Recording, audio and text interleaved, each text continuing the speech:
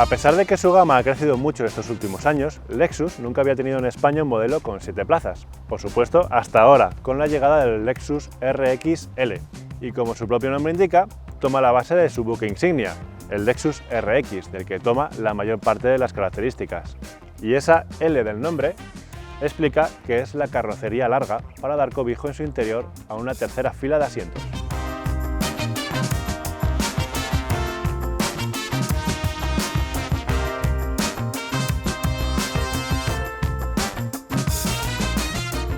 Con respecto al RX de 5 plazas, esta versión crece en 11 centímetros, un crecimiento que da a parar íntegramente al voladizo trasero. Desde este punto hacia adelante es todo exactamente igual, incluso a distancia entre ejes, así que todos los cambios se concentran en esta parte de aquí. El pilar C es mucho más ancho, aunque es verdad que conserva las líneas de diseño del RX convencional. La luneta trasera es mucho más vertical y la línea de techo es menos descendente para dejar espacio para los ocupantes de la tercera fila de asientos. Otra de las características exteriores del RXL son estas llantas de 20 pulgadas con un diseño específico para esta versión. El resto de la imagen es idéntico al RX que ya conocemos, con unos faros LED con un diseño realmente atractivo o una enorme parrilla con diseño en doble punta de flecha, que ya es característico de los últimos lanzamientos de la marca. La imagen, como siempre, es muy afilada. Quizá a Lexus se le está yendo un poco de las manos el tema de la agresividad, pero hay que reconocer que es imponente.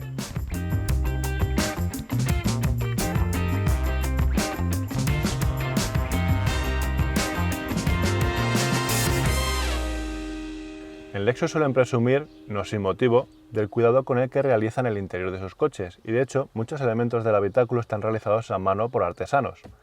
Pero no solo utilizan técnicas tradicionales, sino también técnicas mucho más modernas. Por poner un ejemplo, entre las distintas molduras que podemos tener en la consola central hay una de madera con grabados láser que están realizados siguiendo una técnica que utiliza Yamaha para hacer sus instrumentos musicales más exclusivos. Sea como fuere, dentro del RXL enseguida se aprecia ese esmero y esa precisión. La atmósfera es muy lujosa, los materiales y revestimientos gozan de una gran calidad y los ajustes son impecables. En especial, se agradece la presencia de cuero en multitud de elementos, porque no solo está presente en la tapicería, sino también en el salpicadero, en las puertas y en la consola. Además de tener un tacto muy suave, está ligeramente acolchado, lo cual hace que sea muy agradable. También tenemos molduras que simulan ser de metal, aunque visualmente ya da la sensación de ser de plástico y cuando lo tocas, efectivamente confirmamos que es así. También hay muchas soluciones que facilitan la vida a bordo, como diferentes huecos donde depositar objetos, unos bolsillos de las puertas plegables o incluso un posavasos regulable en la altura.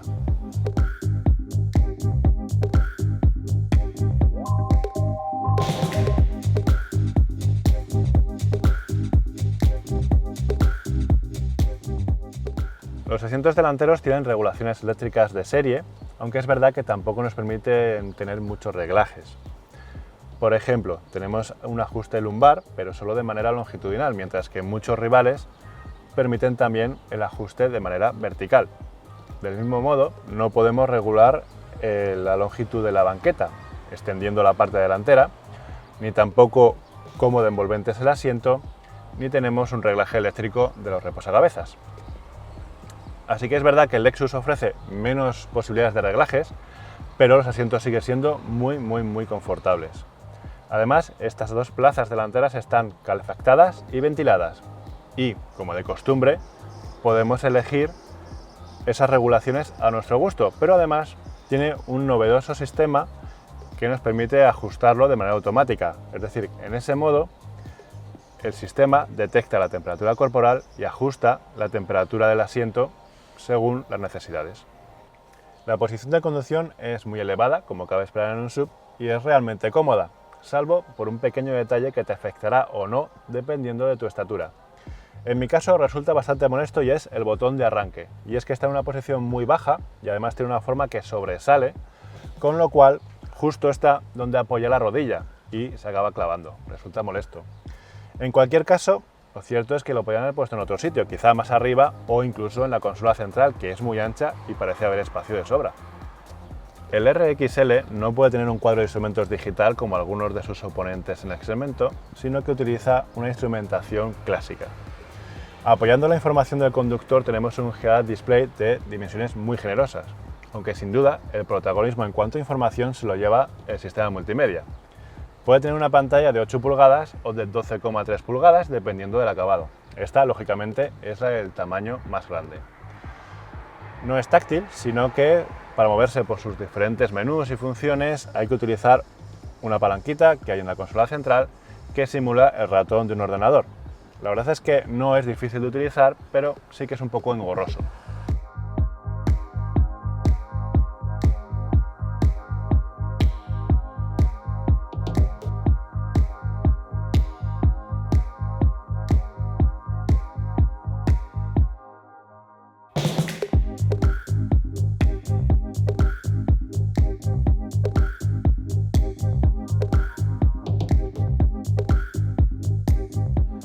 La habitabilidad del RXL es sensacional, sobre todo en esta segunda fila de asientos donde hay anchura más que suficiente para que 3 adultos viajen con holgura.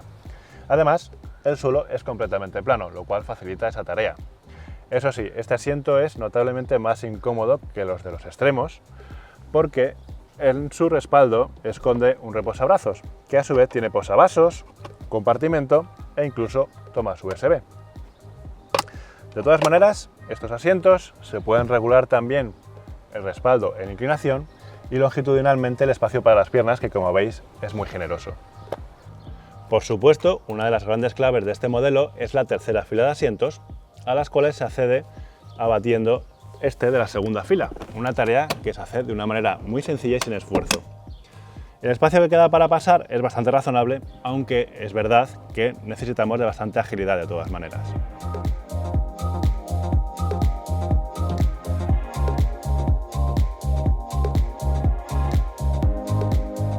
Los dos asientos adicionales muestran un diseño y una calidad similar al del resto de las plazas, con lo cual son bastante confortables.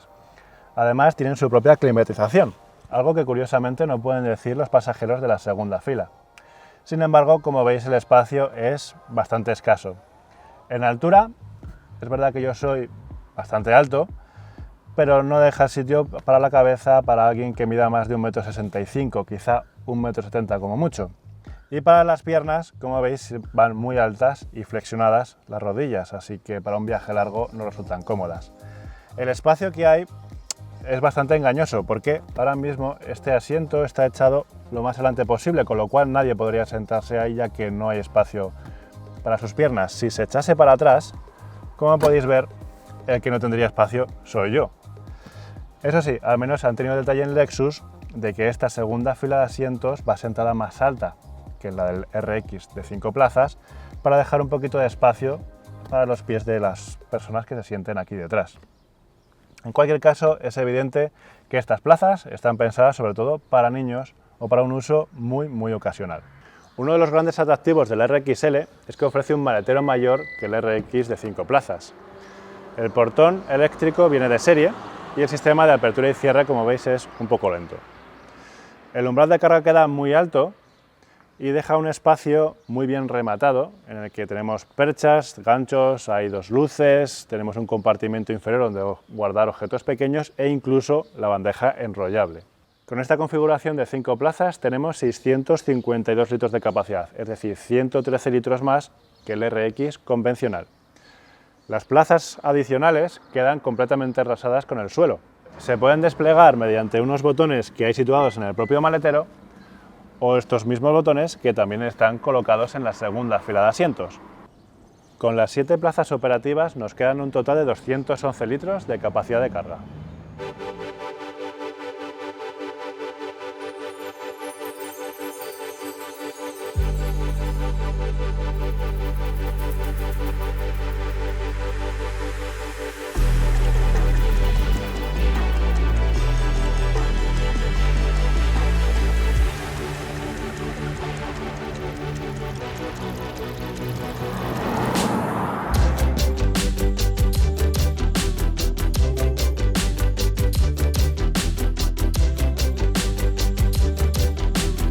En algunos mercados el RXL está disponible con un motor de gasolina. pero para España solo se ofrece en su versión híbrida, el RX 450HL, y es una opción muy lógica. Tiene el mismo sistema híbrido que conocemos con el RX de 5 plazas, es decir, un motor de gasolina V6 de 3,5 litros vinculado a dos motores eléctricos. Cada uno de los propulsores eléctricos actúa en un eje, siendo el que está en el eje delantero el que tiene la mayor responsabilidad en la parte dinámica, es el más potente y puede mover por sí mismo el vehículo. Sin embargo, el que está en el eje trasero es mucho más pequeño y actúa de una manera muy ocasional, solo cuando hace falta que las ruedas traseras proporcionen mayor tracción. Así que actúa en condiciones de baja adherencia para dotar al vehículo de una suerte de tracción a las cuatro ruedas. Si te estás preguntando por aquello de ser un SUV y tener tracción total, si este vehículo tiene unas ciertas capacidades off-road, pues lo cierto es que no. Su enfoque es totalmente urbano y cualquier aventura fuera del asfalto debe tomarse con calma, mejor caminitos sencillitos y sin obstáculos. La potencia máxima que ofrece el sistema híbrido es de 313 caballos, así que mueve más que de sobra este coche. Las prestaciones son muy buenas, aunque tampoco son especialmente brillantes, y valga como dato decir que acelera de 0 a 100 en 8 segundos exactos, que lo dicho, está muy bien, más que de sobra para el día a día, pero tampoco es algo sensacional para un coche de más de 300 caballos. Y es que al fin y al cabo hay que mover más de 2.200 kilos de peso, que se dice pronto, con lo cual es verdad que al volante se nota que es un coche muy grande, muy pesado y bastante torpe. En zonas con muchas curvas, en carreteras secundarias reviradas, vamos a ver que es un coche que le cuesta mantener unos ritmos altos porque inclina mucho la carrocería. Y es que ese peso genera unas inercias bastante claras. Aunque sorprendentemente no resulta subvirador, tiene un comportamiento muy neutro y no le cuesta mantener la trazada.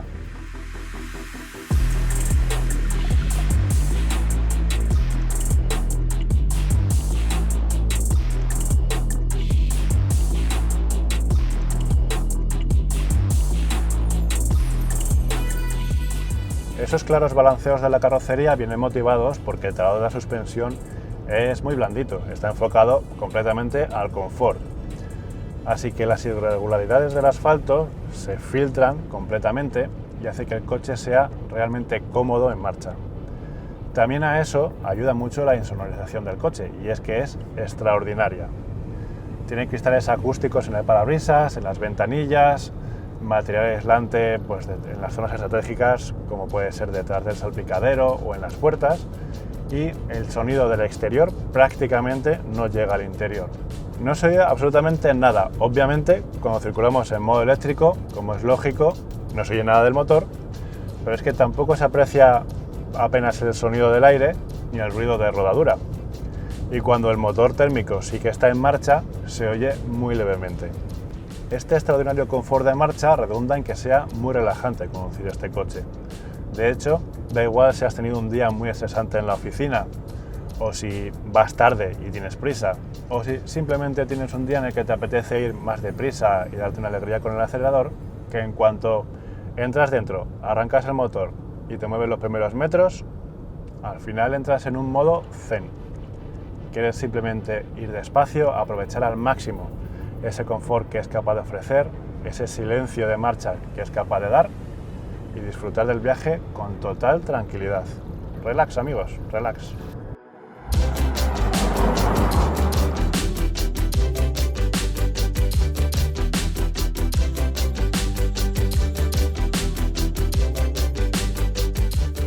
Otro de los elementos que contribuyen a que los viajes sean muy placenteros es el cambio de tipo CVT que emplea el RXL.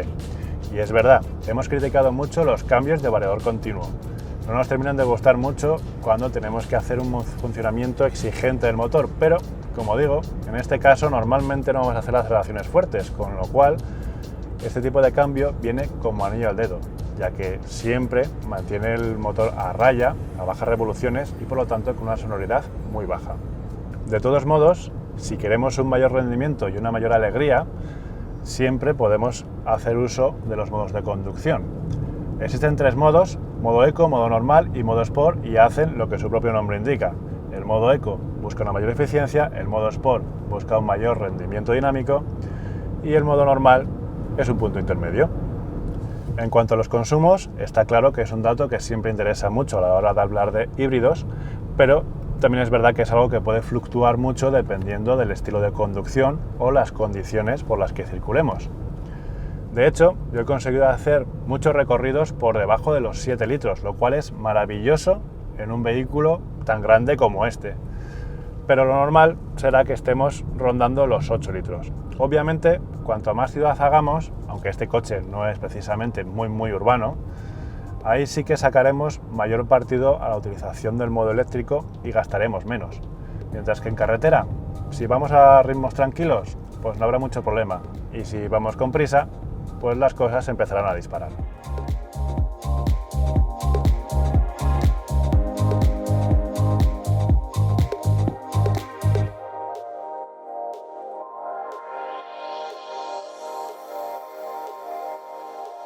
El Lexus RX 450HL está a la venta desde 76.800 euros, es decir, es 2.000 euros más costoso que la versión de 5 plazas. Desde el lanzamiento de la primera generación del RX se han vendido más de 2.700.000 unidades en todo el mundo, así que ha sido un modelo muy exitoso para la marca japonesa. Y cabe esperar que esta nueva versión también atraiga a un buen número de clientes, algunos atraídos por esas 2 plazas adicionales y otros en búsqueda de esa mayor capacidad de carga. Toda la información del Lexus RX, tanto en su versión de 5 plazas como en la de 7 plazas, la encontrarás en motor.es. Y por supuesto, si te ha gustado este vídeo, dale a me gusta y suscríbete a nuestro canal. Nos vemos en la próxima.